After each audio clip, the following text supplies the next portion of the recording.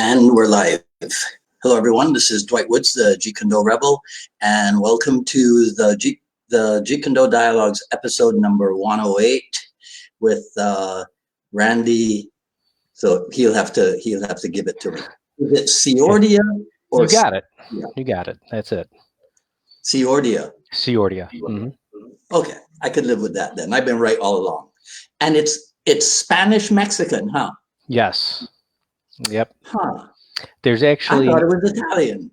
I did an ancestry thing. There's a lot of Siordias in Southern California and in Mexico, right?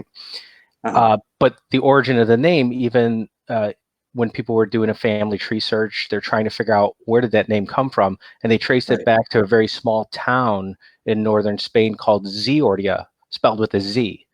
Whoa. And so that's kind of what I found out about that anyway. So we're both rocking red today, man. Look at that. Yes. So how you doing? I'm doing well. It's good to see you again. Yeah, you too. So listen, with Larry, Ron Balicki told me be sure to ask him about card jitsu. Yes. With you might remember he said be sure to ask him about that big melee that Oh God. Yeah. I can leave all the names out to protect the guilty. Yeah. All right. Right. There you go. Yeah. I've had a few incidents in my early years of training where I'm not necessarily proud of them. The experiences are important to what I feel, or the way that I've developed in martial arts. I think they've helped me having those experiences. However, I don't encourage somebody to go out and have these experiences in order to grow.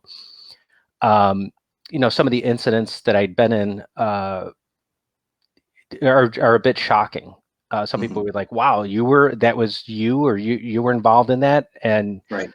Yes. So I know when we all met at the Fifth Street Gym for the Balicki seminar last month, Ron said to bring up this one story that we were talking about when I went up to the Kung Fu school, and how he found out was actually very interesting. So this might have been back in 1992, long time ago.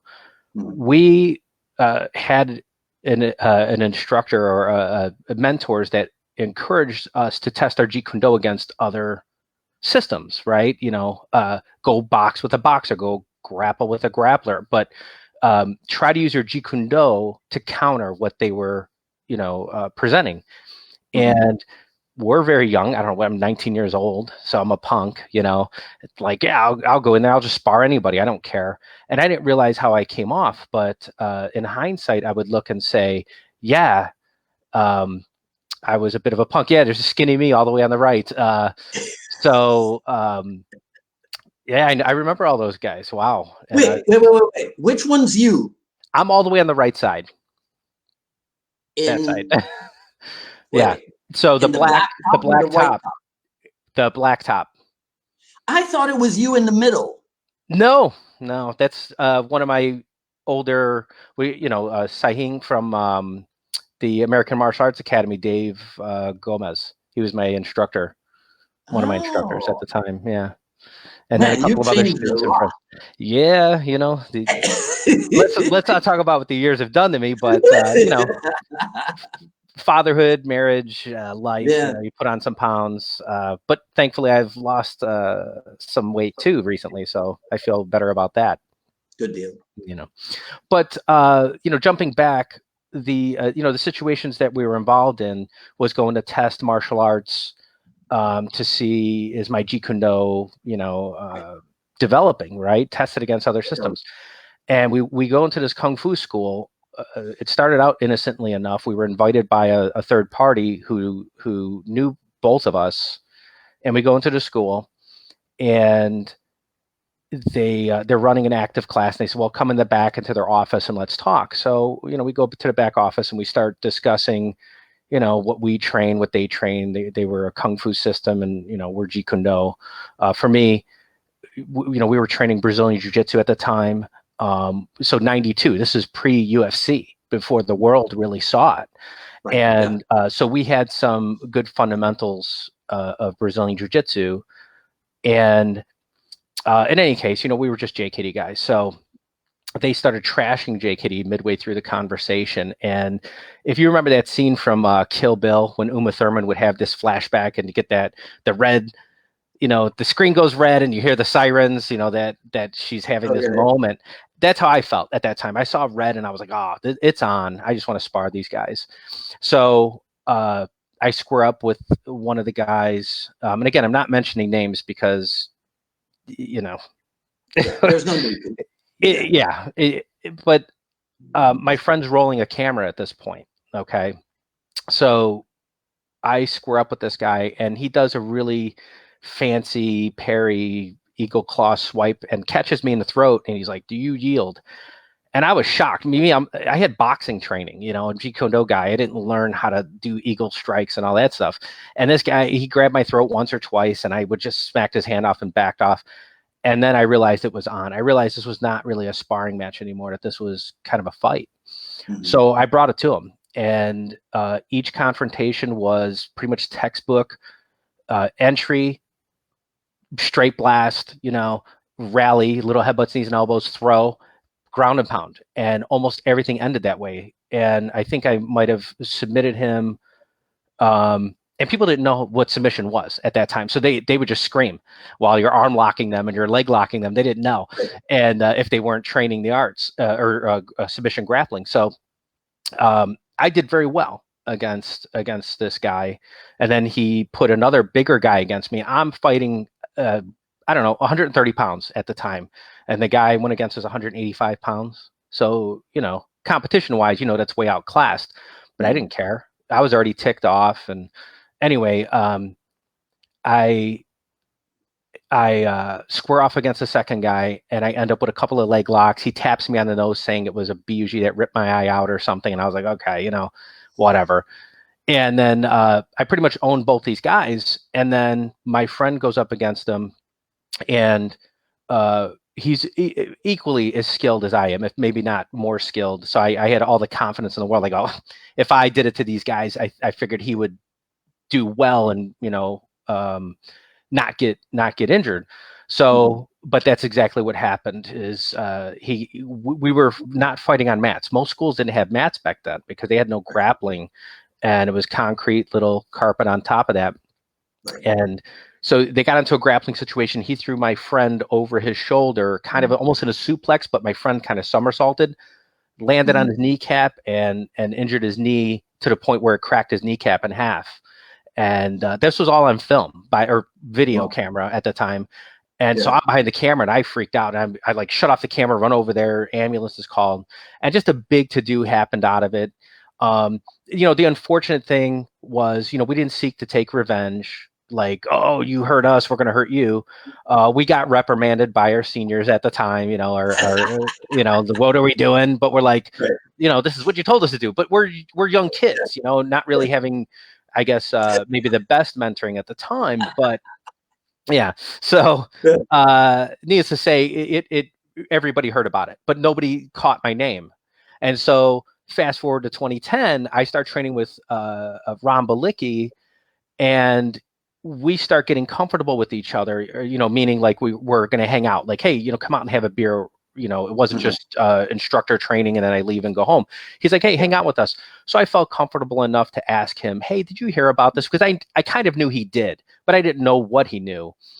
And sure enough, he's like, yeah, I heard these Jeet Kune Do guys went into a school and got beat up by some Kung Fu guys. And I was like, that's not really what happened. Yeah, my friend got injured, but that's fake news. Yeah, well, a bit of it, but I'm not proud of it, to be honest. I don't want to sit out and, that's why I don't want to, I don't want some rematch or, give names out to hurt anybody. But really it was just a bad situation for us. I learned a lot, but I don't wish anybody to have to go through that. And I don't think I needed that lesson to grow to where I'm at today, but it did help. It did put me on a perspective of, don't go into other people's schools and challenge them. Rule one, right? And then two, train with safety in mind and enjoy your training. Not everything's about fighting. right? Not everything is about knowing how to fight. I got to know how to fight. Yeah. So that's great, but enjoy your training. It should be more than just being a good fighter. So if somebody trashes Jeet Kune Do in your presence today, what do you do? I nod my head. I just go, well, to each their own. To each their own. I've heard it enough.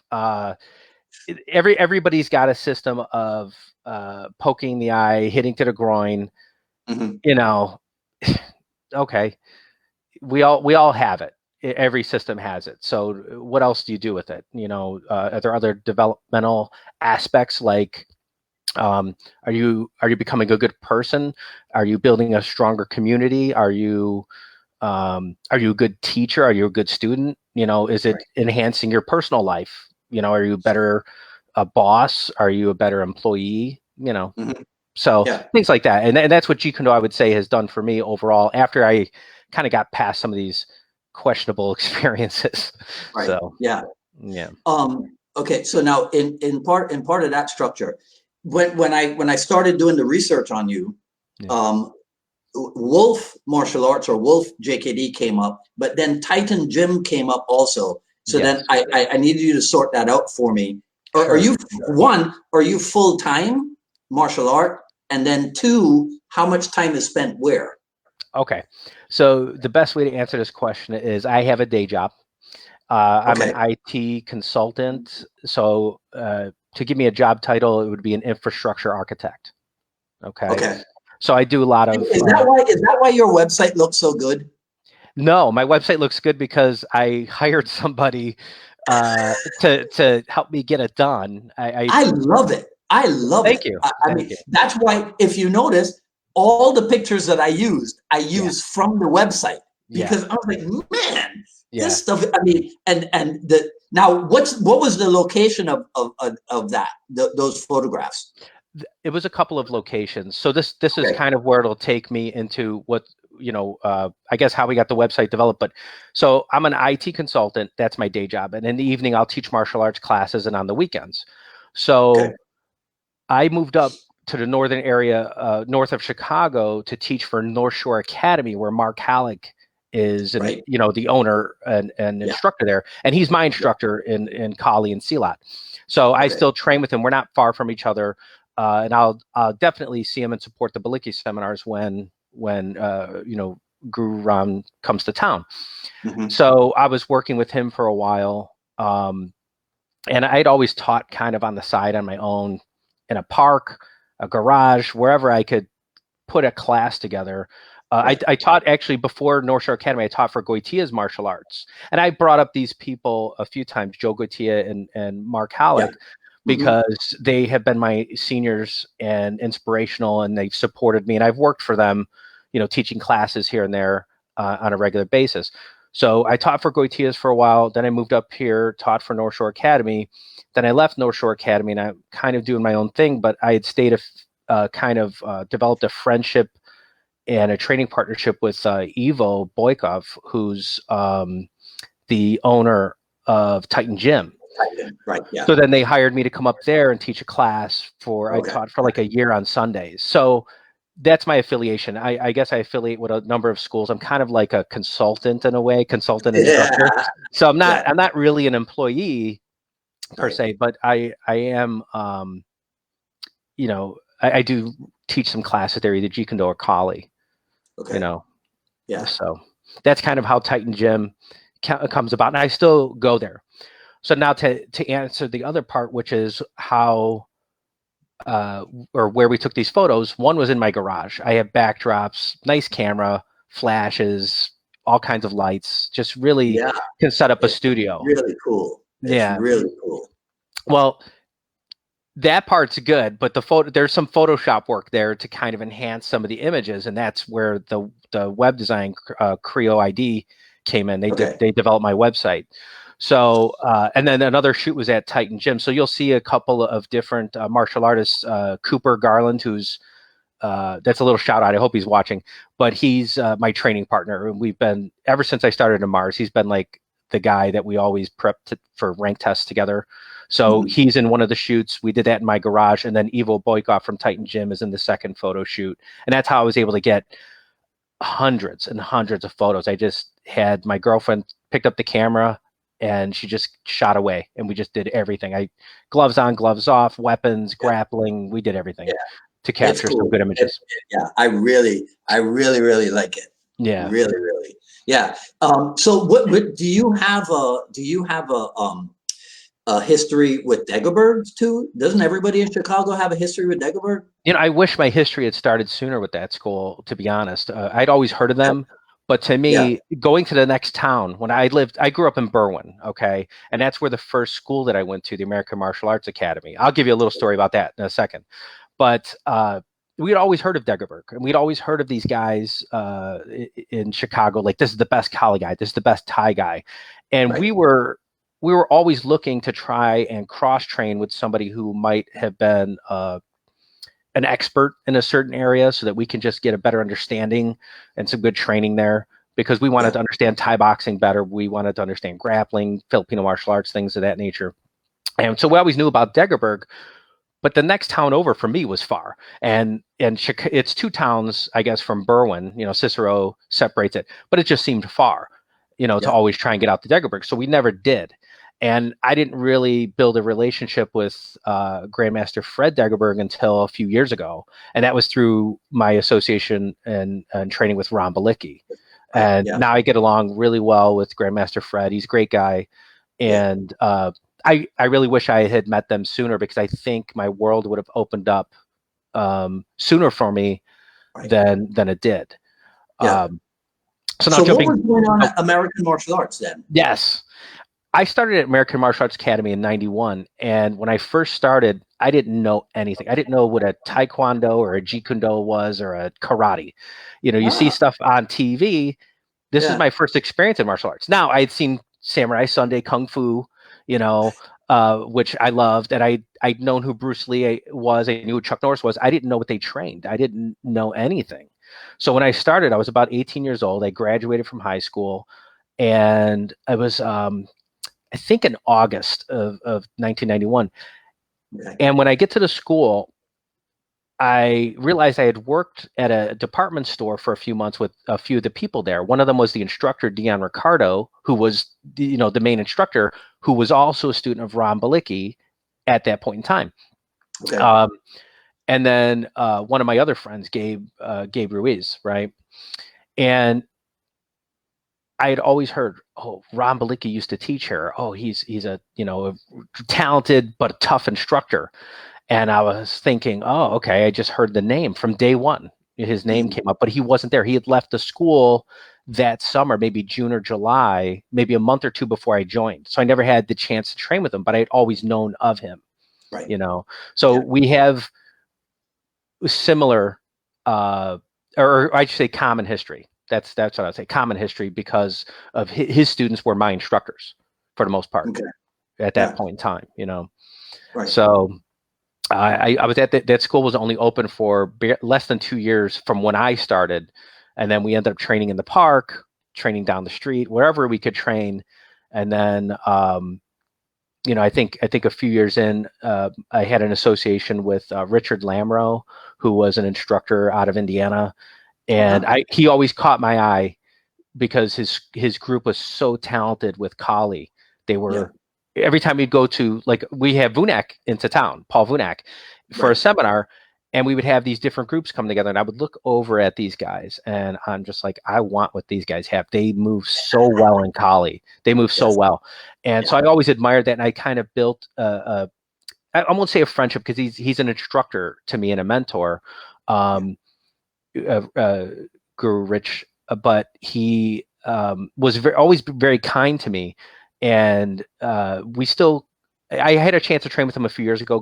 Joe Goitia brought him out, but he has been so kind. He has sent students my way, people that are not. He sent me a student last year, somebody who's in the area, and he goes, "Hey, go train with Randy." And years ago, he sent students to me, and I just thought that's the nicest thing that somebody can do.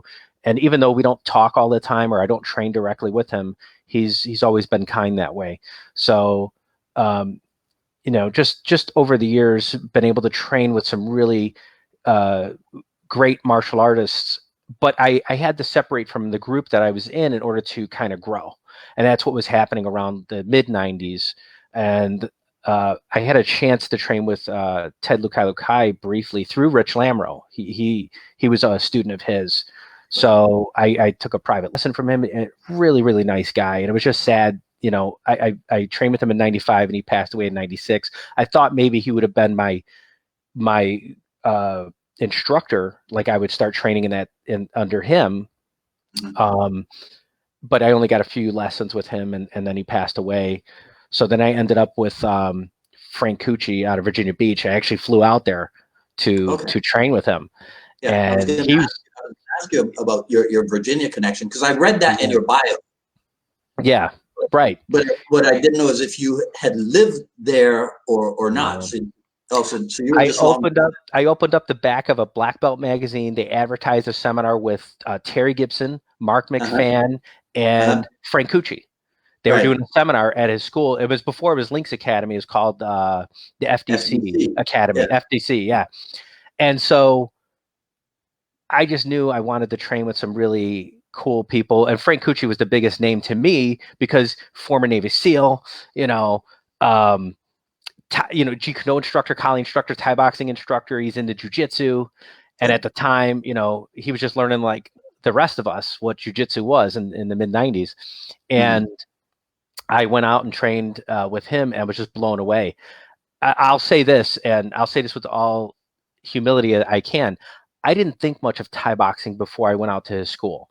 I had a situation with a Thai boxer who was just a jerk, and I just kicked him all day, and just beat him up pretty bad. But he was a jerk of a person. I don't think he was a good representative of what Thai boxing was, even if he was a Thai boxer. I go out to, FDC, and I start training with those guys. My legs are bruised, but they were nice to me. But there had to be some conditioning, and I just got a ton of respect for Thai boxing. That really opened up my eyes to what understanding, like looking towards the top for not just who's good technically, but I think for who's good as a mentor. You can train with, if a guy is a quote unquote street fighter, great. But is he a jerk and he's encouraging you to get arrested all the time? Probably not the best mentor, right? So then you want to look at it and say, okay, I want to look for an instructor who's tough, but somebody who's also going to give me personal development tips, a way to be a better person, a way to be, just have stronger character, positive character. So where does that come from? Your desire for let's call it self-development. What's that born out of? I would say that was influenced a lot through the Lynx Academy. I would say that at the time they had a big mantra. I don't say mantra, that's not the way to put it, but they had a lot of statements that helped. They used to put these things up around the school, these little sayings like positive attitude and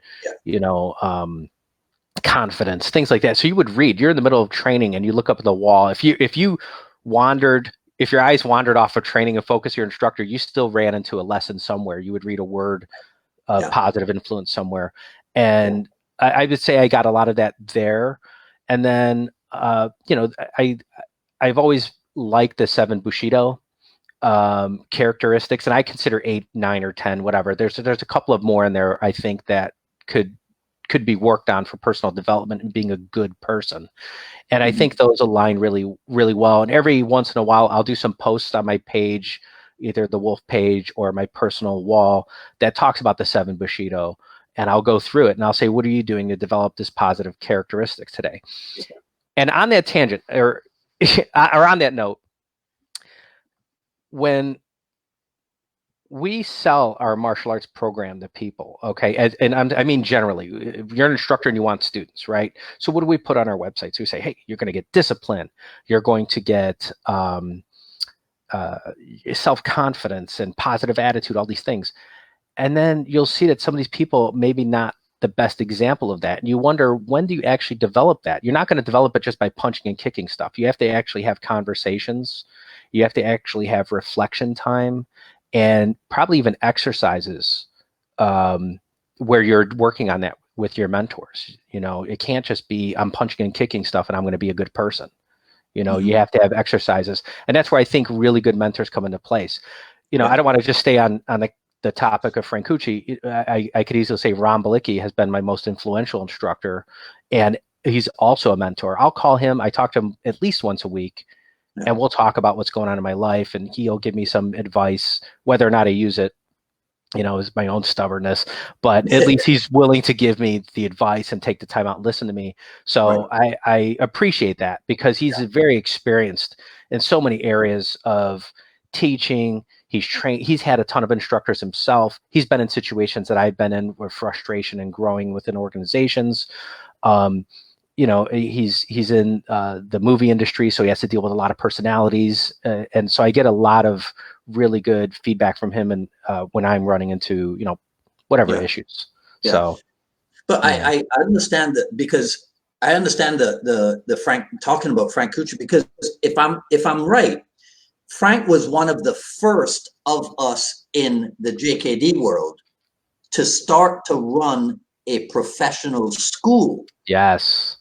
He if I remember correctly, he might have gone with, was it EFC, Educational Funding Company? Do you remember? I know when I was talking to him, there was an opportunity for me to open up a Lynx Academy Chicago. We had discussed it at a period of time. I had him out for a few seminars. I co-hosted with another person, a friend of mine, Jeff Curran, who was a MMA champion called Big Frog. But before he got to that point, he and I were, we had trained together. We had learned jiu-jitsu together. And then, are you there? Did I lose you? Yeah. No. I'm you're there. Okay.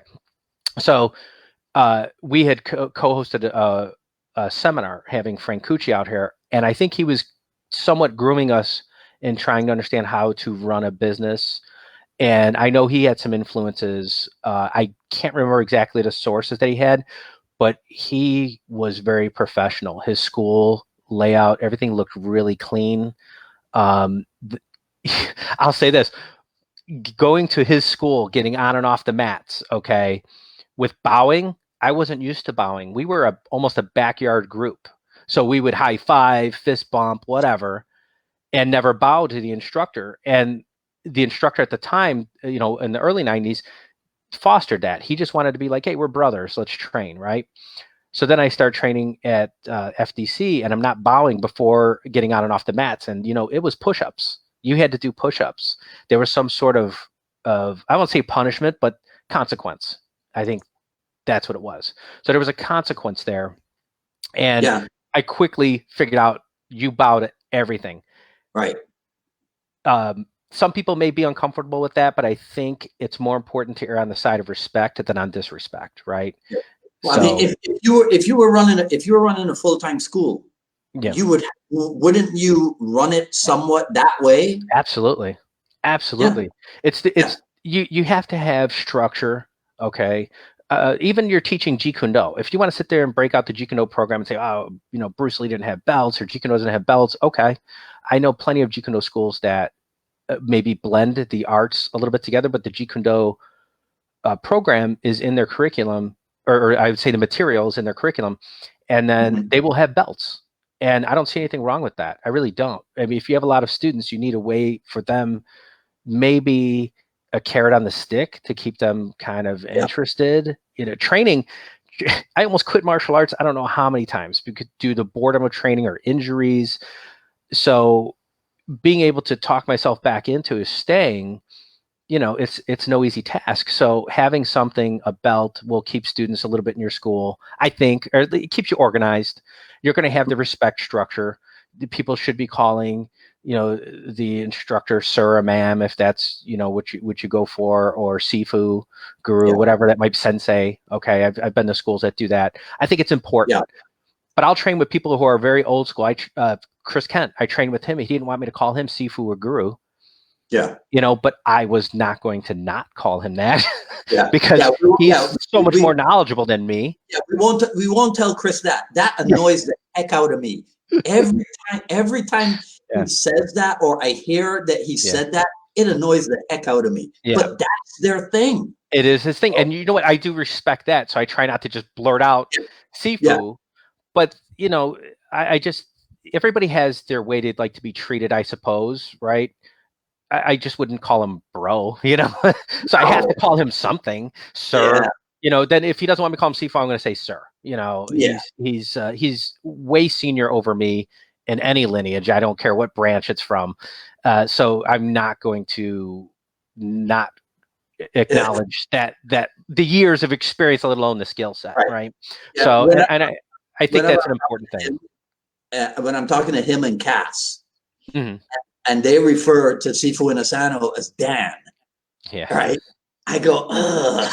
Yeah, I hear that too. I always call him Guru. You know, when I speak to, you know, I'll say this. Ron Balicki is not holding a class in front of me right now, so he will say, "Call me Ron." He's very much like that. For the first few years that I knew him, we're out having a beer, and I'm like, "Hey, Guru," and he's like, "No, we're not on the mats, Randy." And I said, "Okay, I get it." And eventually I came around, and we have a friendship. But the first and foremost, he's my instructor. So whenever I'm on the mats or in earshot of anybody that could hear me, and we're in a teaching or training situation, I will address him by appropriate title. If he's teaching Kali, it's Guru. If he's teaching Silat, it's Guru. If it's, you know, Jun Fan, it's Sifu. So I think it's very important, and I'm trying to lead by example. I've seen people be somewhat disrespectful towards him, and he doesn't say anything because, you know, he's not looking to cause problems, but I usually straighten the person out. I'm like, hey, it's Sifu, you know. So and some of my other peers do the same thing. If they see that happening with our instructors, they tend to straighten people out, because I think it's important. We get too comfortable. People start, you know, they can say the wrong thing, and one comment that you think is funny ends up being disrespectful, and then people are mad at each other for years. And I don't think that helps anybody. So, yeah, I mean, you know, right now, one of the ongoing Facebook discussions is there are two that I'm involved in right now, because I'm, you know, I've become a Jeet Kune Do journalist. So yeah, so I gotta get myself. You gotta get the breaking story. Yeah, right. I gotta get myself involved in everything. But I'm gonna rip off. There's a guy that I watch his podcast from time to time, and he has a segment. It's like a 2-minute segment. Things that I hate, and then things that I like. So I'm thinking of ripping him off and doing that on Wednesdays in the broadcast. But the thing that's going on is about the whole use of belts, right? And I said today, I go, look, I have a tiny problem with it, because I think that the wholesale adoption and use of belts in Jeet Kune Do is not particularly innovative. That's just copying wholesale what other systems did. And to me, the wholesale copying of what other systems did is not a Jeet Kune Do approach. Okay. You see? But I agree with you 100% that students should be recognized and rewarded for the hard work that they've put in. Yes. Yeah. But let's have a little bit of innovation in how we do that. Instead of somebody being able to say, I have a green belt in Jeet Kune Do. Yeah. Well, I might laugh at that if I heard that too. I go, what does that mean? You know, but it's important to the school. It may not be important to the world what that green belt means, but I think when somebody says they're an instructor, I would expect that they would be a black belt level skill set, 5 to 6 years of training before they start going around saying that they are an instructor level. And even then, just because you may have 5 or 6 years of training does not mean you are a good teacher. So I think there are other criteria that you may need to meet before actually becoming an instructor. So I think just as we said, it's important to the school. It may not be important to the world because a green belt is not going to be globally recognized like maybe a taekwondo black belt, right? Who's part of an organization that's global. Jeet Kune Do just doesn't have that construct, and I don't think it should. I really don't think it should. I think the way that I've been able to judge people on their Jeet Kune Do is two things: their character and their skill set. Watch them move for 30 seconds. Watch anybody shadow box for 30 seconds. You're going to know, do they have the mechanics or not? Have they been spending the time training? It's time in, they should look smooth. They should have a variety of different attacks that appear to be progressive. Like when we think about the Jeet Kune Do, 5 ways of attack, are they trying any of that in their shadow boxing as they're moving around? Can they explain things to you? Can they teach a class? I'll jump back for a second. Within Mars, we don't have belts. We have level certificates, right? And that's been sufficient for me. I don't need, I don't walk around with a piece of paper like, look at me, I've got this piece of paper. Right. But it still matters to me when I talk to my peers what that level is. They'll say, hey, did you test lately? What level instructor am I now? And I go, oh, I just got, associate 4. Okay. And I get a pat on the back from everybody, and we know it's not all that easy because, Sifu Ran's our instructor, and he really puts us through the process. He doesn't just watch us and kind of go, okay, you got it. He makes you test. I actually have to go up and test with him in a formal test. Bow in, do the techniques, train with him, do some chi sao, all free flow it, and then bow out when I'm done, and then he determines if I pass or fail. Yeah. So. Now, and with that, I think the goal is right. It's nice to get that full instructorship under him, but I'm in no rush, and I've been training with him 10 years. I haven't gotten the full instructorship yet. I think it's close, but I don't think, I'm not like, well, if I don't get it this year, I'm going to be upset. I just go, okay, I'm enjoying the training. And yes. For the most part, for the past, I'd say 2 or 3 years, I've been able to travel more and train with like Anthony, who was in New York and now in Miami, so get a chance to train with him when he's hosting seminars. And then Troy Miller out of Colorado, I got a chance to finally go see him. Yeah. And I went to Italy, right? That was a blast. Sifu Ran was out there doing a seminar, so I had a chance to go out and travel with him, nice. And so it's been nice. I'd never been out of the country before, so it was really kind of a nice treat. But that's the things I've been able to do now, and I think that's the thing I'm looking for. The rank right now is, it'd be nice to have a full instructorship hanging up on my wall, but that's not going to make me any better. It's something that maybe I can feel a personal accomplishment or maybe brag to somebody who cares, if they care. But really, it's the experiences now that I'm really enjoying to train with all these different groups of Mars people throughout the world. Yeah, it's been fun. I love what Ron has been able to do with, on an organizational level. That's really, really impressive. Yeah. When he was on last week, I was asking him about, the timeline for the photo, for the video shoots, because that Jun Fan Jeet Kune Do Instructor series is incredible. It's an excellent series. The production value is great, but the content is excellent. It's so thorough. And I'll say this: all my training up until training with Guru or Sifu Ran for this, because we're going to speak about Jun Fan. But for me, I knew I had Swiss cheese holes in my training. I had Jeet Kune Do training, but I never had the Jun Fan training. Okay. Oddly enough, so I had boxing. Okay. So now you're going to have to clarify what you mean by that. Yeah.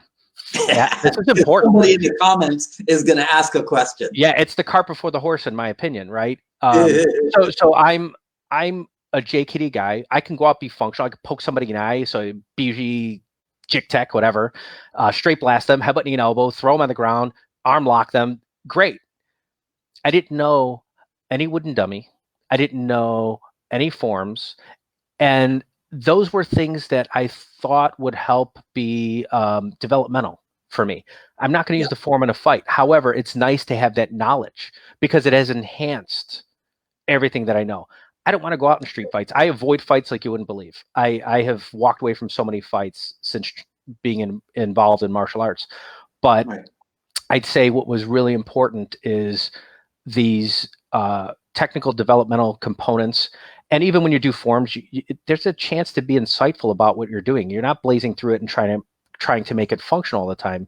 You're sitting there going through the motions. You have a chance to think about the movement, to be calm. And I think there's something to it.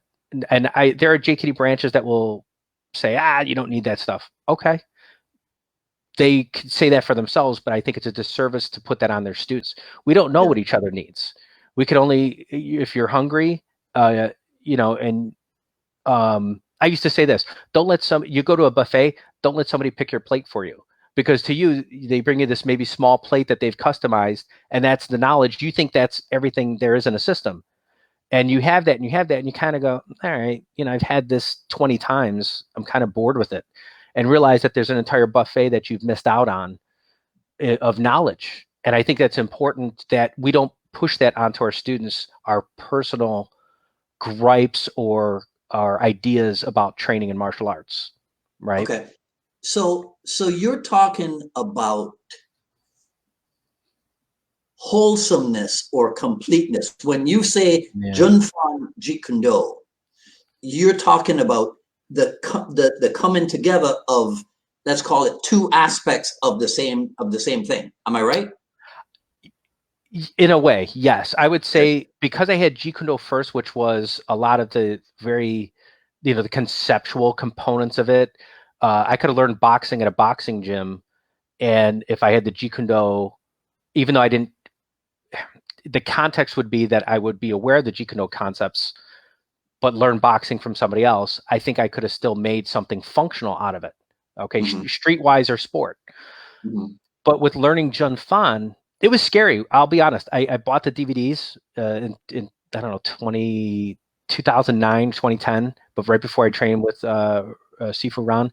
I bought the DVDs. I started watching them, and the first thing I go is, I'll never learn this. They're doing, the Silim Tao form, and I'm looking at, Ron and his two students in there, Mike Olasky and Larry St. Clair, who were just really good in the videos. And I'm watching them because I go, well, that's a product of Ron Balicki's teaching. Let's see how good these guys move. And they move so well. And I'm thinking, I'll never learn this stuff. So I had a bad voice in my head because I had an idea that I was a pretty good JKD guy at that time. And maybe I was, but I knew I was missing something. So then I see the Jun Fan Jeet Kune Do, and I start putting in the material, and I was just marking everything up. Go, I don't know this. I don't know this. Like all this material on the DVDs, I said, never had this training. I've never had, the 1-2 series up to number 20. Never had it. The 1-3 series up to number 10. Never had that training from my previous instructors. For whatever reason, it just was not part of it. Ping Choi Gua Choi entries. Never had that whole progression. The wooden dummy stuff, the forms, never had it. And I just felt that when I watched these DVDs, after saying, hey, I'm never going to be good at this stuff, I said, shut up, just start training it. Right. And I did. And I watched the DVDs, I took notes, and I just started training myself in the middle of my living room, and prepped for about 8 months before I took my first test. And I already had a foundation of skill in movement, but what I didn't have was the techniques and terminology, which I feel it's important. There will be people that may say, oh, that's not important. Yeah, in a fight, I don't care if I'm hitting you with a ping choi or a chung choi. I won't care, right? But in training, I think it's good to know the difference between these techniques and the train it slow. You have to enjoy the training. I don't train every day to fight. I train to have movement, I guess, for healthiness, because I enjoy the training. I enjoy teaching. So it's not about, am I a good fighter today? That's not my goal in training. I'd like to think I'm functional with it because in my very young years, I competed in the ring, and I did that a little bit, and I ended up going 2-1. So at least I was on the winning upside instead of going 1-2. So, but you retired as a champion. Yeah, exactly, an amateur champ. But it was it was a great experience, and I applied the techniques in Jeet Kune Do. It was boxing techniques. Jeet Kune Do is built on boxing. So boxing is boxing, right? Are you allowed to cheat? Well, are you dirty boxing? Then maybe you're doing a little Panatukan. I don't know. But to me, it's all Jeet Kune Do. Everything that I do is Jeet Kune Do. No matter I go train Savat, I'm ranked in Savat. I'm yellow glove, and when I'm training the curriculum with Professor Nikolai, I will obviously do Savat. I'm not trying to do Jeet Kune Do. But if I'm sparring with my students, I'm not saying, well, now I'm going to get into Savat stance and then I go into Thai boxing stance. My techniques just all come out of a Jeet Kune Do structure, right? For the most part, and that's it. Yeah. So I'm a JKD guy. Everything I do, even I'm sparring weapons in Kali. My movement might be Kali, but my concepts, the way I'm setting things up, is very Jeet Kune Do. But well, I've been having a hard time. I've been having a hard time explaining that to people, right? Yeah. Because there is the contention out there. So that's another Facebook discussion, and I brought it up to Ron last week as well. I think you were in on it, the whole mutually exclusive thing. I saw that. Yeah, right. Well, explain to me the source of that comment. I don't care. It's not necessarily who said it, but re-explain that to me. And maybe I'll throw in my 2 cents. Okay. All right. So so it's my good friend Bob Landers, right? And he and I go back and forth. And like I said last week, I don't agree with him, but that doesn't mean that I think that his opinion is worthless, right? I'm trying to understand exactly what it is that he means so that I can see his point of view, right? Okay. Right. He doesn't have to agree. So he said that Jeet Kune Do and Kali are mutually exclusive and that one has nothing to do with the other. Yeah, I'll tell you why I don't agree with that. The whole concept of Jeet Kune Do is all enveloping. You can place that. But let me stop you there. Stop you there. Yeah. Okay. To me, To me, that's my opinion, right? It's not the word of the higher ups. It's my opinion. Okay. You said the concept of Jeet Kune Do. Yeah. Is Jeet Kune Do merely a concept? Is it not a set, structured method? I think there are teaching methods. There's training methods. There's concepts and principles of Jeet Kune Do. However, let's say I'm no good at SDA. I'm no good at delivering the SDA. Doesn't mean I just completely discard it. It's just not something I use in my personal preference. So I may even tell my students, SDAs, blah. You got to do combinations. That's the way you got to overwhelm your opponents. So that's Jeet Kune Do. So now we got the 4 ways of attack from the Siordia branch of Jeet Kune Do, right? But I don't think that way. I do agree that a lot of these principles are valid, but I could take that SDA. It's not telling you what an SDA is technically. It's not saying it has to be a jab with the vertical fist this way. It could be a regular jab. It could be a BG. It could be an SDA elbow. It could be an SDA flying headbutt from across the room. It's a single attack. It could be a knee from Thai boxing or spinning back elbow from Thai boxing if it's a singular attack. That's the way I see it, right? So the concept of these combinations, I think you can apply those principles on top of almost any set of techniques, and end up with something Jeet Kune Do. The secondary aspect of that are the techniques efficient, right? If it's an inverted hurricane kick, spinning on your hand, I don't know if that's the most efficient use of your SDA technique. You kind of have to start to. That's what the daily decrease components come in. The ideas of that is this. I mean, if it works for you, hey, if you're getting knockouts all the time doing these strange, very telegraphed techniques, I can't tell you you're not doing something right. You're functional in some way. But when we're looking at Jeet Kune Do from the conceptual side, I am taking those concepts and immediately putting them on Kali. So Kali has its training and it has its delivery, but there's a lot of drills in Kali for development. I'll see people that train Kali for years and years and years and don't know how to fight with it. But they may only be Kali people. Maybe they don't spar with it, and that's okay. There's absolutely no problem with training a system and not sparring, except for Jeet Kune Do. You need to spar it. Right. You need to spar it on some level. Even if you're not going hard, you still need to tag back and forth and try to figure out, are your techniques working for you? But if somebody's going to train an art, more power to them. If they're only doing it for movement, if they say I only do Kali because it's fun and for movement, I don't care if it wins in a fight. Good for you. That's your personal choice. I tend to want to make my Kali functional, as well as develop the drills. And the challenge. I mean, you saw me in Miami struggling to keep up with Guru Ron and Kali drills, and that's great. So we're doing the Sakayan drill. That drill scares the heck out of me, right? I'm never going to fight that way. I'm not looking to functionalize that drill. That is a reaction and body positioning drill. That's what it is. Nobody's going to fight that way ever. So it's building my attributes for other areas of knife defense. My real knife defense, hopefully, I'm not being ambushed, which are a lot of knife attacks are ambush and deceptive attacks. But if I had to square off with somebody, it's going to be very simple. I'm not going to sit there and twirl and do all this fancy stuff. I'm going to be very focused and look for that quick shot, Jeet Kune Do. Right. That's my SDA, intercept, right? Just try to score that. So, but your mechanics in boxing, in Jeet Kune Do, throwing the jab, cross hook, and then you go to Panatukan, which is Kali, and jab, cross hook. Is it different? I don't think it is. I think it's your movements are gonna that skill set is going to traverse. You're not going to shut off all your Jeet Kune Do stuff, pack it and put it away, and then come back in and say, okay, now I need a different stance for Panatukan. No, I don't think that's going to take.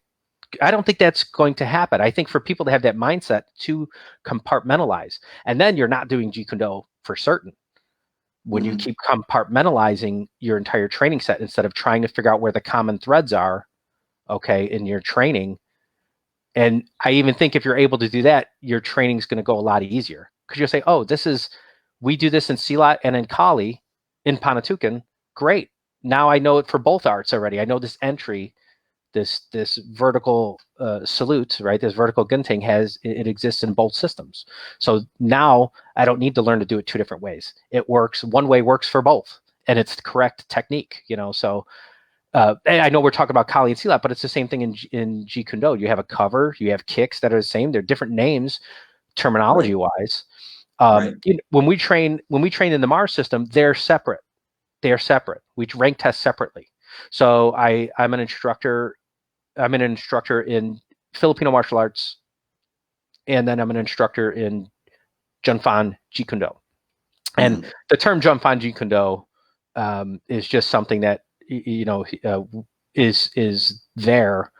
We already know where that name came from, but what we're trying to say is, listen, you're learning Jeet Kune Do with Junfan as a supporting component of this, not just some random thrown together techniques with the Jeet Kune Do concepts thrown on top, right?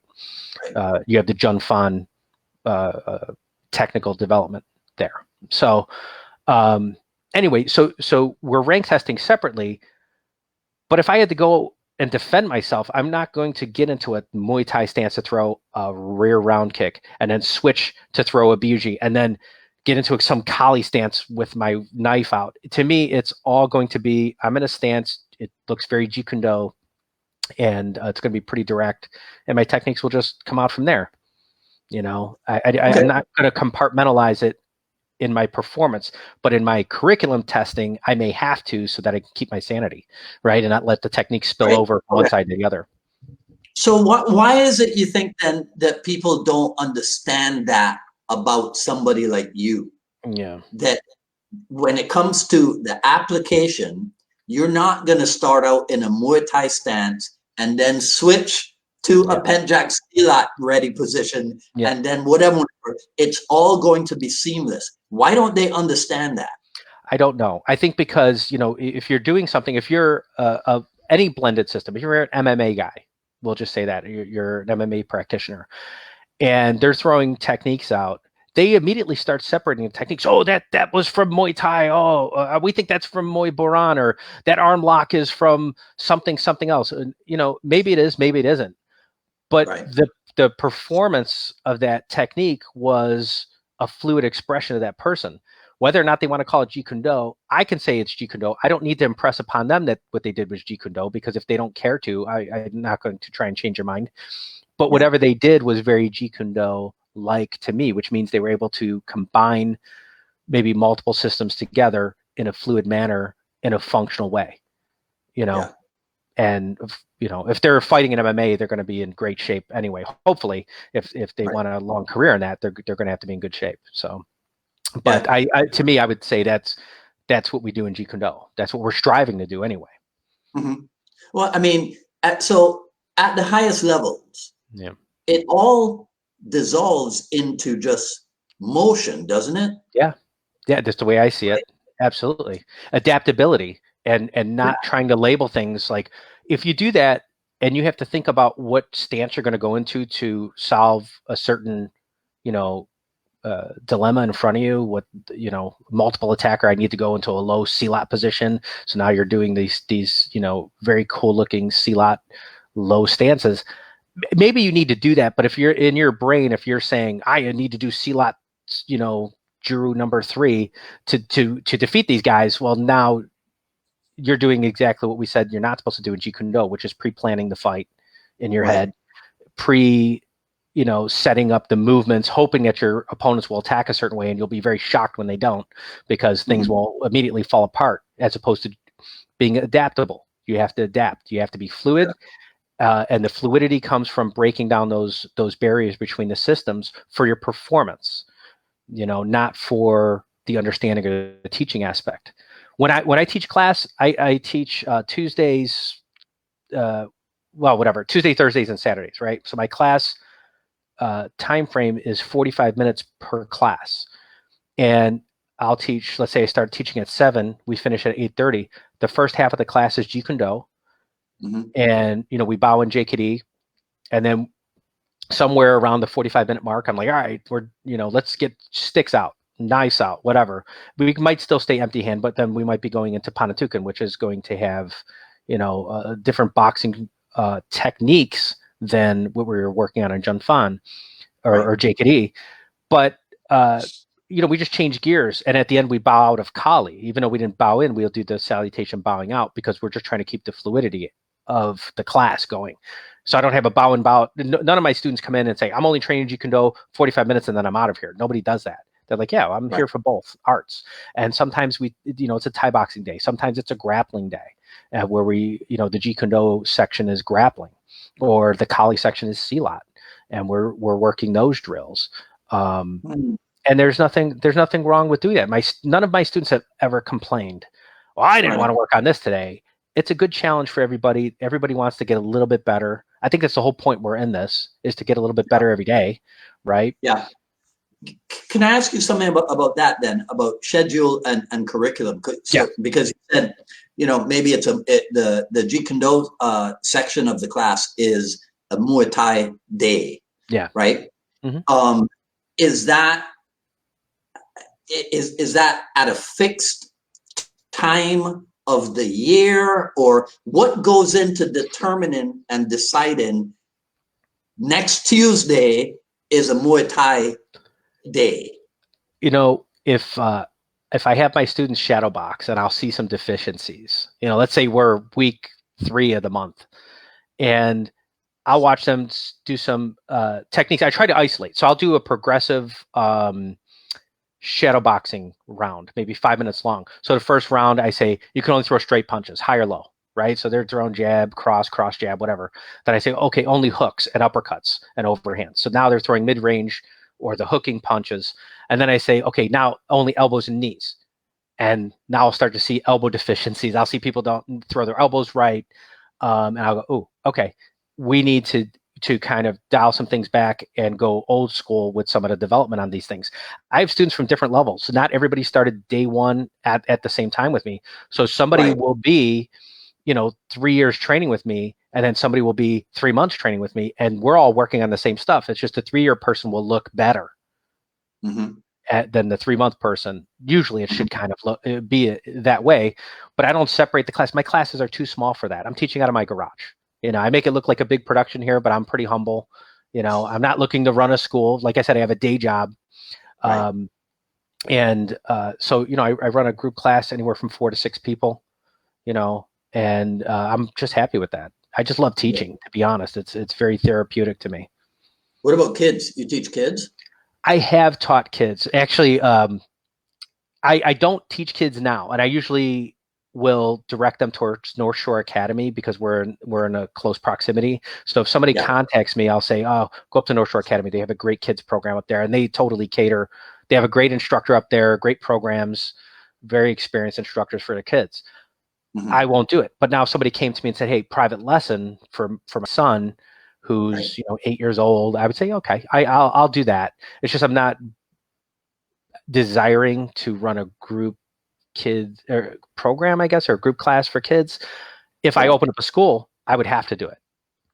A couple of years ago, Why do you say that? It's what works in this area. Kids programs kind of keep schools running. Yeah. It's kind of the way it is around here. Otherwise you got 10 students who like Minnesota College Group. I think they don't have a kids program, from my understanding, and they just run all adult programs, and they're quite successful. It works for them. But here, for some reason, almost everybody I know, all the different schools, they do well with the kids programs, while the adult programs might do okay.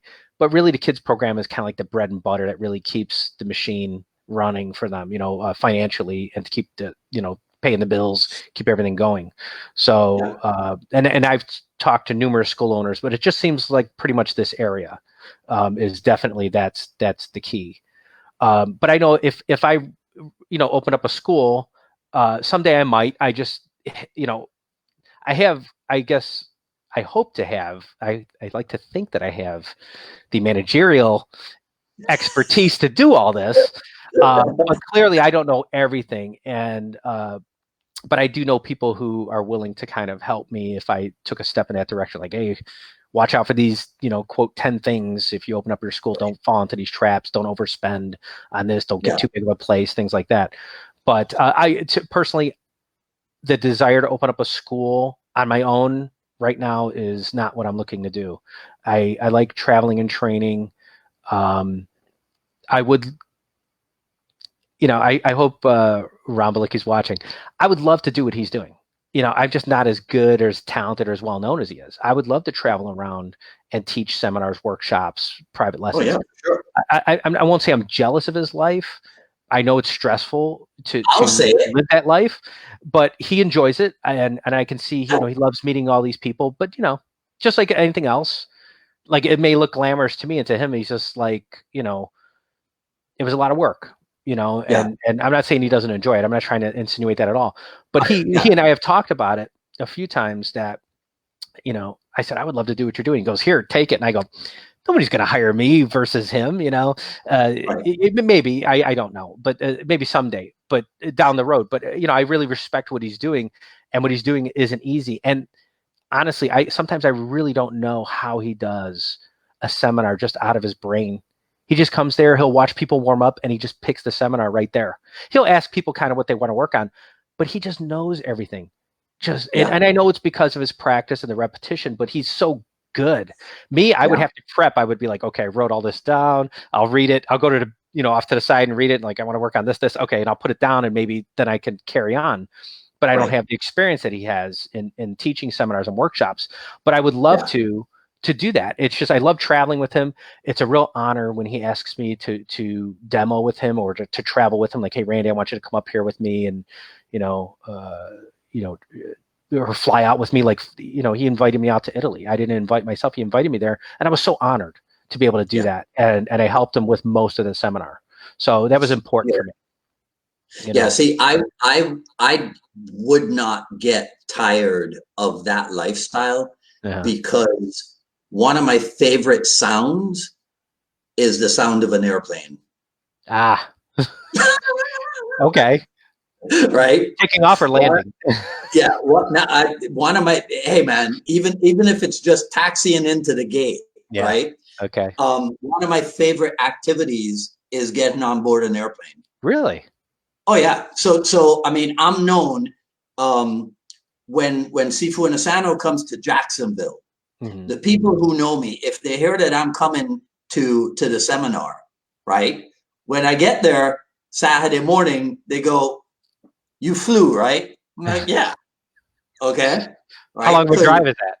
Hey, look, that's I don't know, 5 hours. Okay. Yeah. I don't do that. But No, the, I was don't it like even. 40 minutes? Yeah, no. Listen, it's like 20 minutes in the air. Oh, wow. Yeah. Yeah. Yeah. Yeah. Right?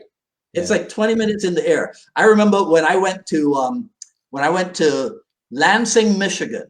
Mm-hmm. I flew into Detroit, and then I flew to Lansing. Okay.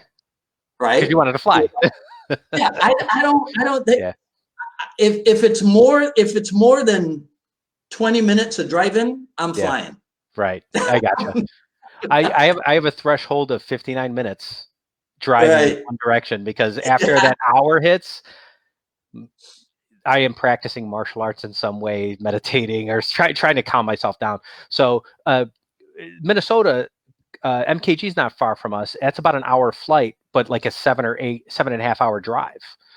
So Right. it makes sense to fly, especially if the flights are $100. It's like Of course. $150. It's Of worth course. it. Yeah. So Yeah. every time I've been up there, I've got a chance to go up there 3 or 4 times, and I flew every time. I would never want to make the 7 or 8 hour drive. That to me would be maddening, unless I had a car full of cool people to kind of maybe spread out the driving and talk to, and then that might be worth it to me.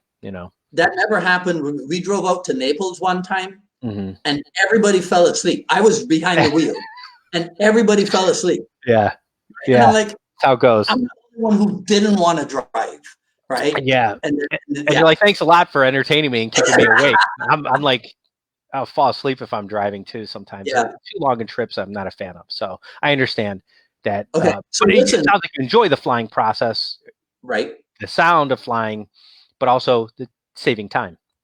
Yeah, the only thing I don't enjoy is the airline employees who don't know what they're doing. You Right? got people that don't know what they're doing all across the planet. Yeah, them I can't Someday. stand. Yeah. So listen, somebody's going to watch this and they're going to go, well, these guys have been talking for over 60 minutes, Yep. and they haven't talked a lot about Bruce Lee. So I got Okay, fire away. Let's do just a quick Q&A. Just knock these yeah. out. So compared to, because you're a young kid compared to the rest of us, so Yeah. Okay. All right. what's the Bruce Lee influence or impact on you? Um, you know, it's very easy to be a fan of his work. All right. And fan, what is fan? It's derived from fanatic, right? You're being a fanatic about something. So I'm a fan, Bruce Lee. But Right. when I became a student of Jeet Kune Do, I realized I could not be a fan of Bruce Lee in that way. I could admire him, but I could also look and say he was a man, he was fallible, he might have been super talented. But what he did bring was he knocked down barriers for all races, okay? Because once you start that domino effect, they're all going to come crashing down, and it was really great. He had to fight the fight. He had to be the guy in the trenches, and by no means is the only person that ever did that. In the context of martial arts, that's him. But I would say it's cultural. We've seen it all across the board. Watch any documentary, you're going to see people, DJs, talking about how they like to get their music with this like Bruce Lee feel to it. What does that mean? It's his coolness in a way. I guess you want to call it cool, but it's his movement, his rhythm, his timing. It's kind of broken up. We saw that on film. Watch any of his movies. You're seeing Jeet Kune Do unfold. Like the first time that I actually saw a Bruce Lee movie, I didn't understand what he was doing. Then I started training Jeet Kune Do, and then I come back and watch a movie and go, oh, he's doing Pak Sao Lap Sao, straight blast, Right. and then this high now tech. I go, whoa, this is awesome. I know what he's doing now. And it was really kind of cool to see that unfold. So, he may not have created something necessarily so brand new, but him being able to string it together the way he did is revolutionary on so many levels. Like he didn't. What did he do philosophically? He just pulled the common threads together and said, hey, you know what? You can think all. You don't have to be just philosophically isolated to one person's thought. You can grow this and expand your mindset and think many different ways. And I think that's very important for what he's done. and it just helps with so many different aspects of martial arts training. I think MMA might not have come about when it did. Maybe it would have, maybe it wouldn't have. I don't know. But we all know that Sifu Inasano or Guru Inasano has helped a lot of people establish themselves, just by having them out of his school. Whether it's jujitsu people, silat people, kali people, he's been a conduit to their talents and to them having an audience or students, right? So that they can achieve some level of success, but notoriety. And we already know you can't argue the effectiveness of Brazilian Jiu-Jitsu. It's a very effective system, but it is not the only system out there. So I if somebody has trained Jeet Kune Do, and I've run into people like this, they train JKD, I don't know, 6 months, a year, and they go, JKD, I'm going to go train Brazilian Jiu-Jitsu. If that's what talks to you, then by all means, go train what you enjoy. Go train what you feel is going to help you in your life. It does not have to be Jeet Kune Do. I never get upset over somebody saying, Jeet Kune Do is not for me. I go, you're right. It's not. Right. Maybe it's not. Right. That's okay. Mm-hmm. So, but so I guess what I was trying to say is, the ability for us to train other systems has come from people like Bruce Lee, people like Guru Inasano,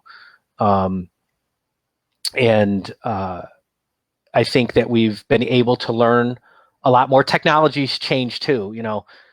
I've heard your past guests say the same thing. If anybody was able to record anything in any lesson, if you had some 8mm film, then you didn't go make quick copies of that. You had the film and people came over to your house to watch it, your students or your training partners.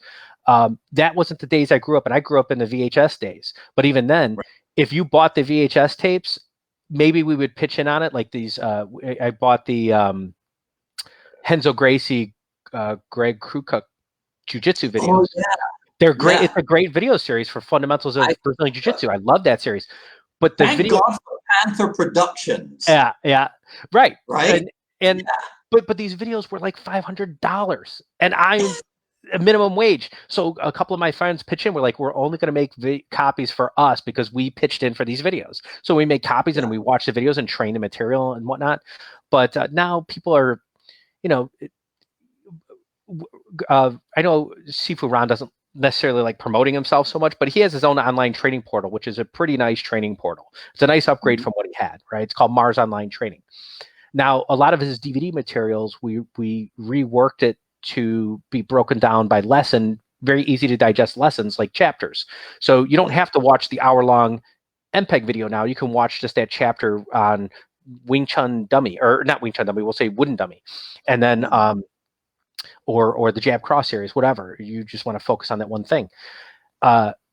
So people have stolen videos and YouTube out and stuff like this. Now you have information saturation, right? That there's so much material out there right now. What do you start training in? Some people will watch a YouTube video and they go, oh, I've seen that before. Yeah, but can you do it? Do you really know it? Do you understand it? Can you teach it to somebody? Yeah. Just because you saw it doesn't mean you know it. You're fooling yourself if you think that's the case, right? You really are. Yeah. But then we'll I know people who have access to 10 times the material I do, and they don't train. And I just go, well, why do you have that material? Whatever if they bought it or however they got it, it's irrelevant. Well, kind of irrelevant. We hope that we're not stealing people's food out of people's mouths because of their hard work. We don't want to go around pirating videos. That's not what I'm saying. But the fact is that they have this material. Are they really training it? If you have too much material, I think people just take it for granted. Like, I saw it. But if you have that one video or DVD series or something or VHS tape, and that's all you have, I think you're going to watch it religiously. You'll wear it out until you break it, and you'll know that material back and forth, through and through. Because it's what you're maybe. I just think it's just the access to the knowledge has changed. So I don't know. I kind of just jumped across that question a little bit. I hope I answered it in some fashion, but really I would say that the world has changed a lot for those reasons. For Bruce Lee being able to break down the barriers, bringing more, bringing the concept of, hey, train more than one thing. It's okay. Guru Asano for being the conduit for that, after Bruce Lee's passing, of course. And then, of course, the technological changes where I can sign up. I don't ever have to, you come out with a video series. I don't have to come out and train with you if you sell it online. So, and I'll still get your teachings in some fashion, and then maybe come out and see you at a lesser frequency than having to come out and see you, once a week or twice a week. So that's a benefit, I guess, of the knowledge that Bruce Lee had passed on, in his lineage through his instructors, like Guru Asano or Sifu Asano, and then through my instructor Ron Blicky. And I'll say that's where I got most of my Jeet Kune Do material, was from Sifu Ron Blicky. I'm going to throw a question at you that I got handed to me earlier today online, and the guy he said it was about the popularity of Muay Thai, right? Mm-hmm. And his query was, how did Muay Thai end up becoming so popular? Yeah. So if somebody asked you that, what would be your answer to that? I would say that it's promoted really well. It's a simple system. All right, we're going to put it that way. First off, it's not a complex system. That doesn't mean that it's easy. Simple and easy are two different things. When we're talking about a simple system, there's not a lot of techniques there. They don't have a load of terminology that you need to know, but your conditioning has to be very good to perform, within the sport of Thai boxing, right? You don't want to be recreational with it. So I think it has a reputation of having very powerful strikes. I think it has, I think it's just promoted well. The issue with, this is a great question because this is opening up into something else. The issue with Jeet Kune Do not being maybe as popular is, I think, because you're going to have Jeet Kune Do practitioners who are not conditioned. They may practice, but they may not be conditioned. So it's not a competitive sport. You can watch Thai boxers fight in the ring, catch Thai boxing matches, look at exciting knockouts. It's like boxing. Boxing is very popular, even if it is. Some people think it's declined. I don't think so. I just think people, MMA is just very popular as well. But, because you have a sport presentation of these, martial arts, people are going to watch, and you're going to build an audience. Even people that will never train it know kind of what it is, or they'll go past the school and it says Thai boxing or Muay Thai. What you don't see is going past the school Jeet Kune Do.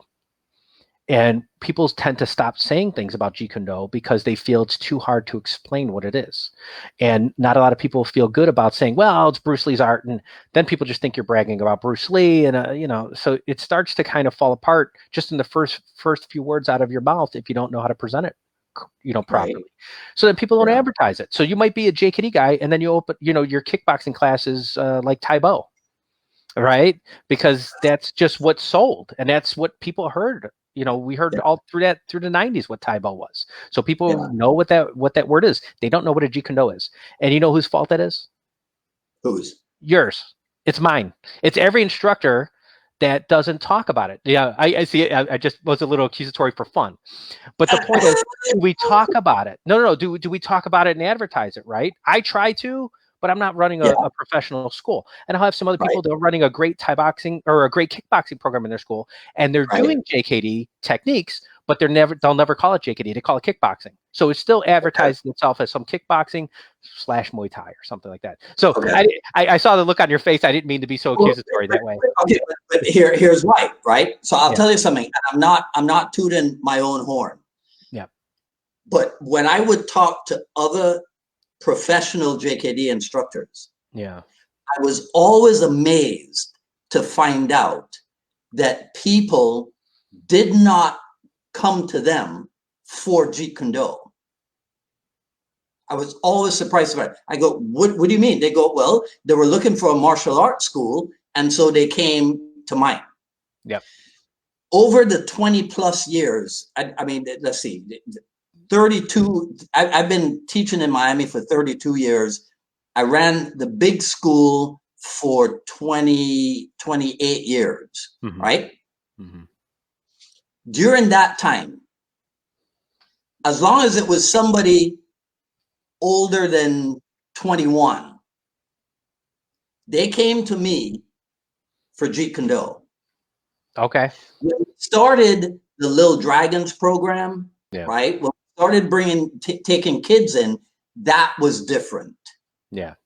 Then the moms and the dads, they were looking for karate, kung fu, or whatever, right? Yeah. But of course, they got I pulled a Bernie Sanders on them. We gave them a Jeet Kune Do re-education. Ah, okay. There you go. Right?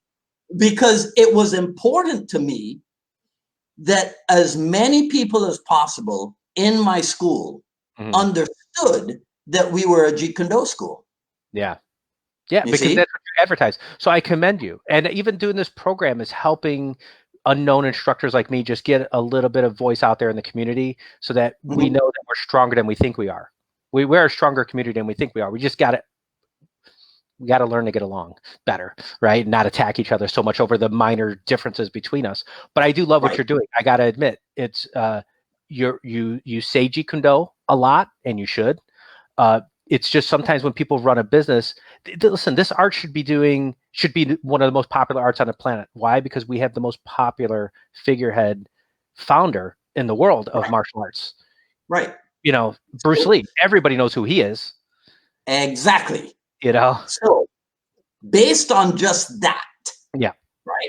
Based on just that, nobody who is in a position to educate the public on what Jeet Kune Do is should fail at it. Right. They should not adopt this idea of, this is what we used to do in the old days. It's easier for me to tell you what Jeet Kune Do is not than to tell you what it is. I've heard you say that before. I agree. Okay? That does not sell, right? Yeah. So you gotta find a way. Yeah. You have to spend the time, do the work, and study how to express oneself, even if it's about truly expressing to someone what Bruce Lee's art is. You cannot just say, oh, Jeet Kune Do, oh, that's Bruce Lee's art. That doesn't tell anybody anything, right? That does not answer. Here's what that doesn't answer. What's in it for me? You see, if you say to somebody, oh, it's Bruce Lee's art. Yeah. That doesn't tell them what's in it for them. Exactly. So your description of Bruce Lee's art has to include that element. Right. When they come to your school, right? You can't just go, oh, we teach Jeet Kune Do, we teach Muay Thai, we teach Savat, we teach Pendrak Silat, we teach Kali, right? Because now that doesn't answer the question, well, what can you do for me? Right. You see? So that's where we got to get re-educated or better educated, because that's what all the other martial arts schools are doing. Yes, I agree. You see? I agree. Right. But when you have a way to also prove effectiveness across the world, pretty much what UFC had done, the Gracies had done through UFC with Brazilian Jiu-Jitsu, people were swept away. Nobody ever thought a grappler could beat a boxer until it happened. Until then, the grappler was beating all other styles. And it doesn't mean grappling will always beat that style. They just knew how to manipulate those people. I don't mean it in a bad way, but they knew how to bring everybody down to the ground. They had been doing it for years. They were doing the Gracie Challenge so many years before I even knew about martial arts. So they had a great way to deliver that message to the world. That's an effective system. So when you're training a martial art, what's one of the first things you want to know? Is it going to be effective? Am I going to be able to defend myself with this? You know, unless you're a 65-year-old person only looking for Tai Chi and deciding that you're just doing it for movement and you know, joint pain relief or something.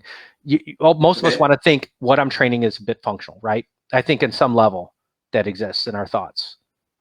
Well, let me ask you this. Yeah. Again, you're a youth, so yeah, just a little kid. Yeah. But okay, most everybody trained when they were a kid. They trained in Taekwondo. Yeah. Right. That's what was all around. Taekwondo schools were a dime a dozen, right? They were everywhere. Right. Yeah. But they didn't have an equivalent of the UFC to promote and sell them. Right. So obviously you don't need pay-per-view. Right. That's right? true. That's true. So what was it that the Taekwondo schools did to promote themselves that the Jeet Kune Do people cannot do? I would say well, we're never going to do this. We're never going to have a governing body. These Taekwondo organizations have governing bodies for their different organizations. I don't know, was it 5 or 6 of them across the globe? They're consistent, so that somebody in Korea that may have the founding organization there, there could be schools all over the United States, and they're consistent. So if I'm in New York and I'm a Taekwondo black belt, and I go to California, they recognize me as that black belt in that organization. They were able to be consistent. I think they were able to just have this well-organized, I don't know, product or delivery, this curriculum, whatever it might be, was consistent. And I just don't see Jeet Kune Do ever doing that. We're kind of meant not to be that in a way, because once we start doing that, I think then people get, offended. Why is that person over me? Why am I under them? Could I beat them in a fight? And then it just becomes this. It's like trying to close Pandora's box. We had the freedom, and then now we're trying to say let's rein everything in and try to become this organization. And I think it would be really kind of anti-JKD to be that organized, I suppose. I'm devil's advocating again. Yeah. Right. Jun Rhee, the father, Grandmaster Jun Rhee, rest in peace, the father of American Taekwondo. Mm-hmm. I'm sure he had students who could beat him. Yep. Yeah. He still grew an empire, sure. Business-wise. Sure. Right. We could learn from that. Yes. We can learn lessons from a lot of well-run organizations, right? I just think at this point, I don't know. I almost am afraid to say what I want to say about this. I really am, because I just think that maybe opportunities weren't seized at the right times since Bruce Lee's passing, maybe to have some sort of control. But I'm not going to say who dropped the ball. I don't want to go there, because I'm not. I don't think I'm educated enough to know exactly what was going on at the time to say is who's at fault, or if anybody is even at fault, if it's just the nature of the freedom of when Jeet Kune Do was developed. There's very counter culture at the time. Like, hey, you can't control me. I got freedom, You're quite right. Nobody's at fault. It is a result of the inherent freedom aspect of Jeet Kune Do. You're right on the money. Yes. Yeah. So that's kind of, we can all just learn to get along, just like we're different branches of Jeet Kune Do, but we can go train somewhere together and understand each other, because we share the commonality of the Junfan terminology, for example, right? We understand what all that is. And so that's why I think that part's important. So that'll go back to what I originally talked about, is why I think Junfan is important, because we're going to speak common language. We'll understand, this is part of that series. Let's go ahead and drill and warm up, and it'll be fun. I had an Asano student from the Asano Academy come into Titan Gym a long time ago, I don't know, 2 years ago. And he found out that I was teaching JKD up there. And I think at first, he didn't know who I was, but he just knew the school had Jeet Kune Do. He happened to be in town. He wanted to get some lessons for a couple of weeks. So he was coming to the classes, and you should have seen his face light up when I'm speaking all the Junfan terminology. He felt like I felt some familiarity, like might have been back at the Asano Academy, because it wasn't me speaking a foreign language to him. To him, well, you know why that is? There was commonality there. You know why that is? That's because your instructor, my nickname for him is Mini Dan. Yeah. I just, every time I train with Sifu Ron, it's just, if I think I know something, if I get a little like, I know this, he'll turn it just a little bit on me to make it completely different, and then I stink at the drill again. I thought maybe I was good. He's that good that he can look at what you need to become a little bit better. Even as long as I've been training with him, I can always chase him in his training. So if we're on these levels, and let's say he's just this much better than me for whatever reason, it's significant though, and he keeps growing, he's not slowing down. Right. He continues to train. He's always sparring in some fashion. He's always trying to figure out something else different. He's taking lessons from other instructors. Okay. So when I get to see him again, he'll be like, "Hey, come here. I've been working on this." And I may be a little familiar with the drill, but then it's new to me again because now he has different insight, or it's now my time to learn something, the next layer of technique on top of it. So yeah, he's a great instructor to chase after. I'll never feel like I'm getting close, just as he would say about his correlation to his teacher, Guru Asano. He'll say the same thing. I'll never catch up to him. I'll never catch up to Guru, and that's a good thing. That's a good thing because it gives me something to chase. If I felt I ever got as close to skill as he would have to stop training now, sit on the couch for about 10 years. Then I might get close. Maybe if I train hard every day, I might get close. But that's a great thing because then I have something to chase. I won't get bored. We all know if something's too easy or if you're not challenged, we tend to get bored. And I think that's what might happen. But I just don't see him slowing down. He's always working on something, and which is great. Yeah. So you may see him that way because he has so much knowledge, so much technique. And yes, he does impress that onto us that we have to know these terms and do it. He's very particular about the way we deliver the curriculum back and when we test. So, which is a good thing. I love it. You hit another nail on the head, because when you talked about Jeet Kune Do unity, right? Back when we were talking about being a Bruce Lee fan, and you talked about fan and fanatic. Fanatic, yes. Yeah. Like I did a I Love Jeet Kune Do broadcast about that, because to me there's fan, there's fanatic, and then because we have the internet, there's fanboy, right? But to me, the important F word there is follower. You see, to be a Bruce Lee follower at whatever level, whatever generation you are, kind of like being a Bruce Lee descendant, right? Okay. But you just actually mentioned another thing that I'm preparing to do a broadcast on. The difference between Jeet Kune Do unity and Jeet Kune Do unification. Yes. We will never have Jeet Kune Do unification.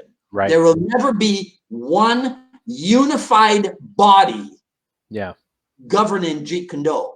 Right. But we can have a tremendous amount of Jeet Kune Do unity. Right.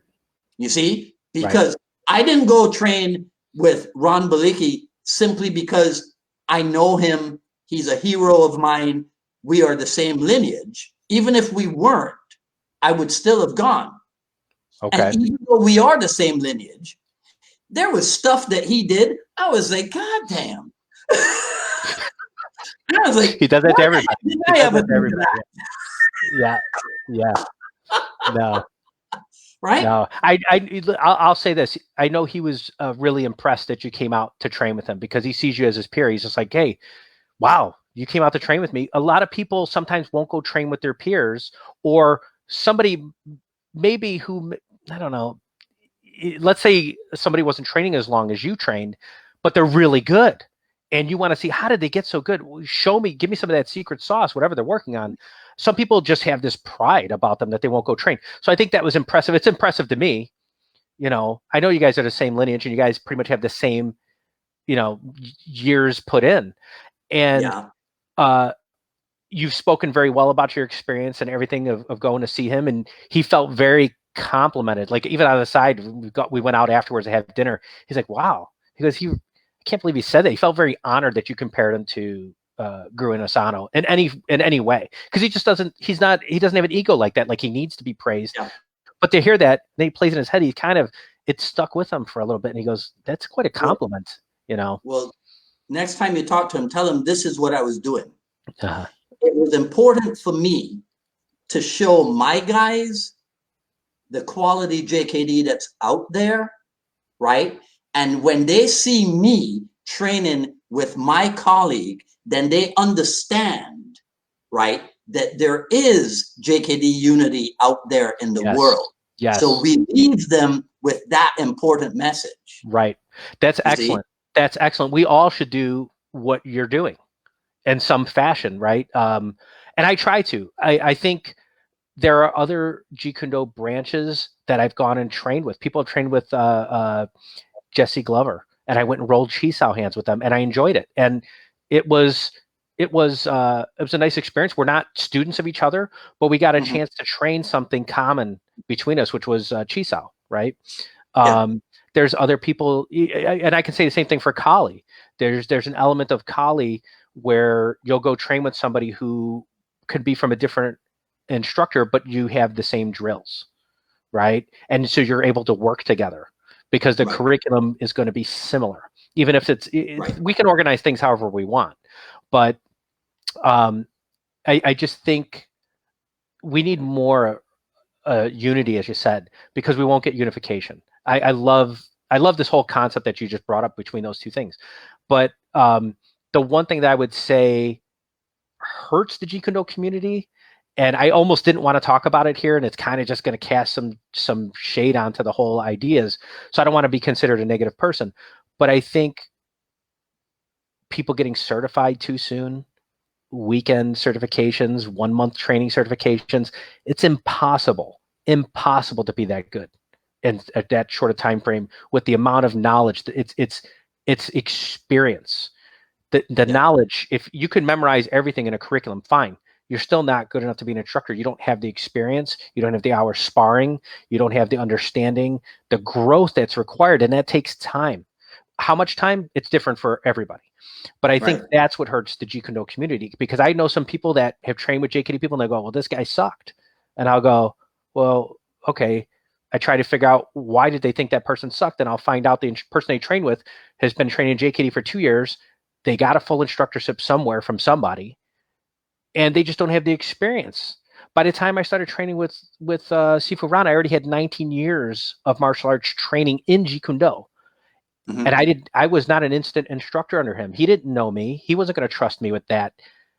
And I had to earn his, I had to stick around. I had to build some trust with him before I can get it. And I'm still not a full instructor. 10 years I'm training with him and I'm not a full instructor. 10 years. Yeah. And some people are getting it in 2 years or 6 months or a month or a weekend. That's insane. And I think that kind of hurts Jeet Kune Do when people do that. That's the part that I don't think is that difficult to overcome, because I think overall we are all looking for validity of our instructor's lineage. I could ask you, well, who are you certified by? You say, Sifu Asano. I go, whoa, okay, cool. How long? When did you start training? Oh, it wasn't last week. I can trust that just between the conversation between you and I, that I respect your ranking. Just that simple. From its time put in. Brazilian Jiu-Jitsu does extraordinarily well with their ranking system. You hear that somebody's a black belt, they didn't get it in a weekend. They didn't get it in 6 months or even 2 years. It's 5 to 10 years, 5 years if they're a beast in Jiu-Jitsu, 10 years if they're really good, maybe 20 years if they're casual. So it's time. It's time put in, and they have to be good. I trust a Brazilian Jiu-Jitsu black belt would just annihilate me on the ground, in the ground area. I just have no doubt about that, because I trust in that they don't give away their ranking. And there's been charlatans out there. There's been people that went and bought the black belt off of Century or Amazon, whatever, and try to act like that there's some higher ranking. And it's easily spotted that if they roll with even a purple belt, that they will be exposed. If they're not owning that purple belt, they will be exposed that they're a fraud. And the same thing can happen in any art. Like I said, watch somebody shadow box for 30 seconds. And you'll know if they've trained their Jeet Kune Do, their boxing, even Thai boxing, it doesn't matter. Any kickboxing art, you're going to see. If they're sitting there very stiff and rigid and jumping all over the place, you're just like, they've not put in the time to settle that skill down. Okay. So that's what I think. So the good things about Jeet Kune Do, let's all get together, train, have fun, work with really good instructors, support each other's seminars. I think that's great. That's where we'll find the unity. And then we could just train with each other. Nobody has to be a student of somebody else. we don't have to go that far. Anybody that's trained with me, I really don't sit there and point at them. You must call me Sifu. I don't do that. But if we're in a classroom, I expect them to have some level of respect towards me. Don't call me bro. Don't be like, hey, yo, address me in some respectful manner. But by the same token, I end up calling people brother that have taken lessons from me. I'm like, hey, brother, how are you? I don't feel the need to have to be over them. And I'm sure somewhere, even, my curriculum knowledge in the Mars organization is pretty solid. But that doesn't mean my skill is better than somebody else's. They might be lower ranking in the Mars curriculum, but a way better kicker than I am, and I can learn something from that. Yeah, I mean that's the honest reality of life. Yeah. As long as you're not blinded by the piece of paper you carry, right? So you're going, I'm this. Worship me because I have this ranking. That's nonsense. Yeah.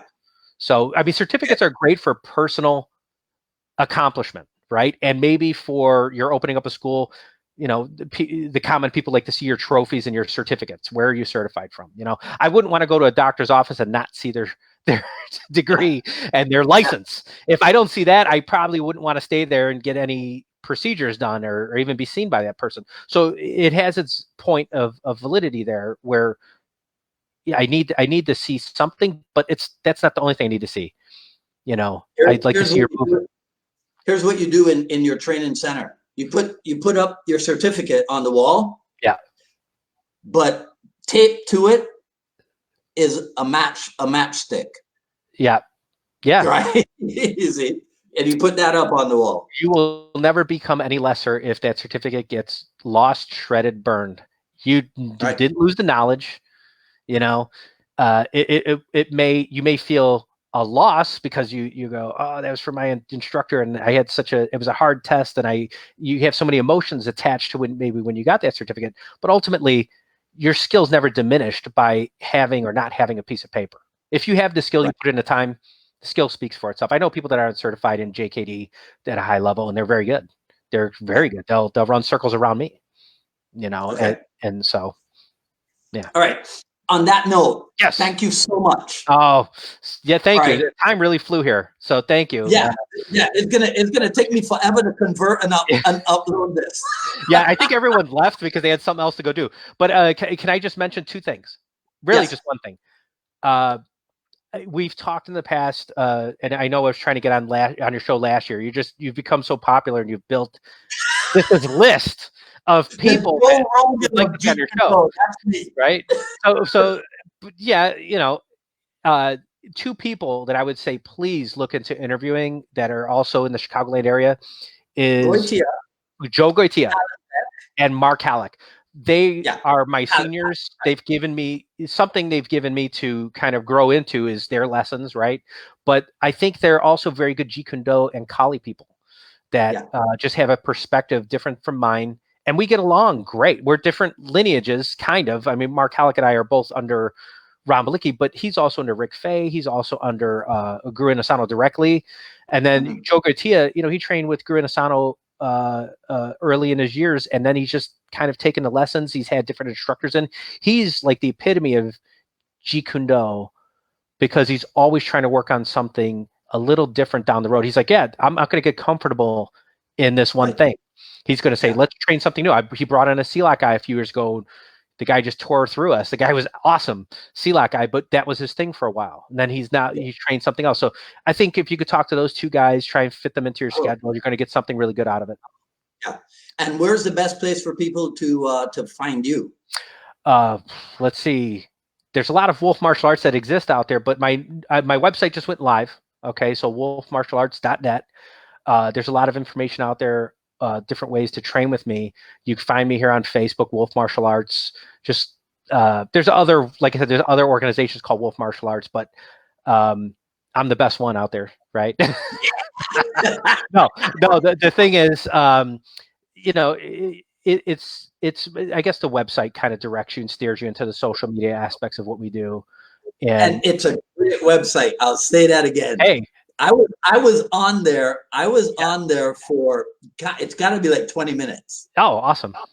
I read everything. I clicked every link and read everything. I was like, this is so cool. Yeah, right. It was a lot of work. You know, me having to organize the content, but overall, it was done by Creo Image Designs, who's really good at putting websites together. It's kind of a little plug for them, but you know, it's down on my webpage too. You'll see it's designed by them, and then to take you to their website if anybody's interested in getting websites done. I think they did a fantastic job. So, but anyway, it was a real pleasure talking to you. Thanks for having me on. I know I've been on a long time. Thanks everybody out there for sticking around and listening to my long story. When we put the when we finish off, you got to go to Facebook and give it a few minutes, and then you got to go through the comments and see if there's anything you want to re-comment on. Right. Yeah. I don't know if anybody did ask me any questions. Yeah. Well, there's we'll see. It's the time to do it. Yeah.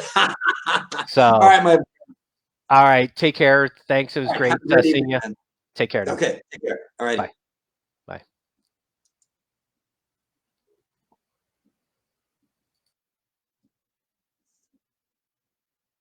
Okay. So that was Randy Siordia, episode number 108.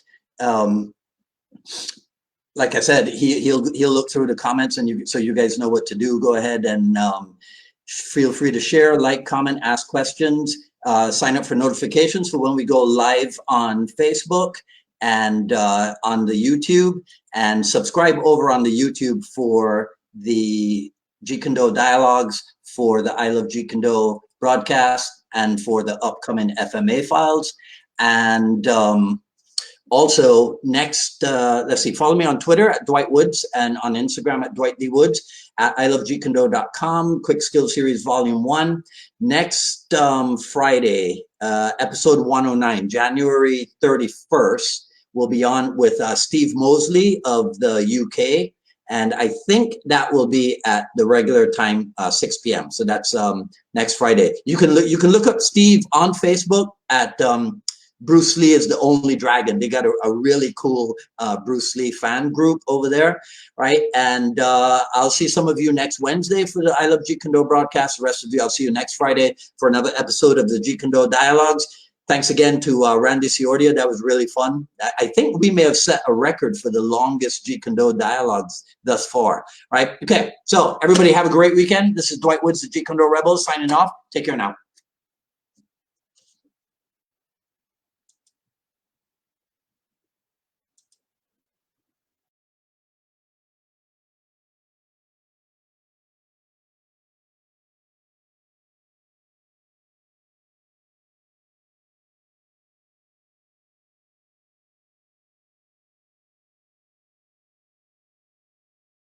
And that next punch is not coming in, and I'm already on top. Right? So that hit is really meant to be devastating. It's not like, oh, I just tapped you. Right. You're like, okay. Power. Okay, so you're going straight in. Whatever available target, whatever's available. Okay. The whole concept of Jeet Kune Do is that you'll see a lot of arts, and let's look at it from a movie perspective first. You'll see like a kung fu movie, and I grew up watching Samurai Sunday. Welcome to Super 66 Samurai Sunday. And you see these guys in this very elaborate kung fu countering sequence. It looks like a long dance, but it was fun. It was pleasing to watch. The issue with that, it was nowhere near realism.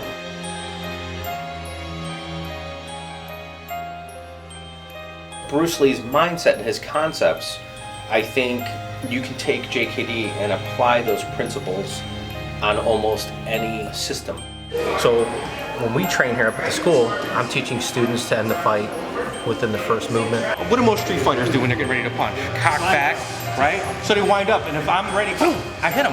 Why am I gonna go wait? Now I'm gonna do some defense. It's too long. I already saw it coming in. Hit him. If you see him coming in again, bam, hit him again. I just throw the punch first. With coining the phrase Jeet Kune Do onto what he was doing, is he wanted to end the fight quickly. So in order to end the fight quickly, you intercept your opponent. You don't play their game at their rhythm, at their technical level. You dominate.